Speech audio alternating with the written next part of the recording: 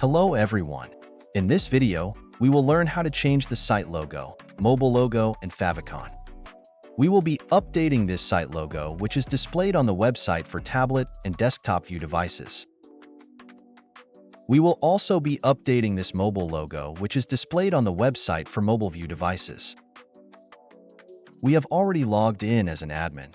Let's now navigate to the admin control panel, located under Manage Auctions.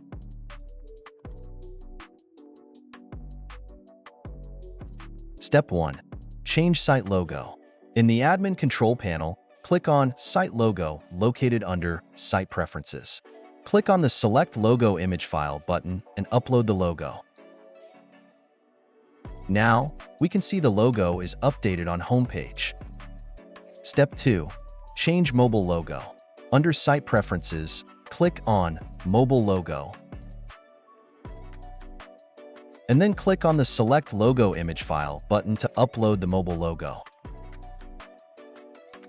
Now, on the home page, we can see that the logo has been updated for mobile view. Step 3. Change favicon. Click on Favicon, located under Site Preferences.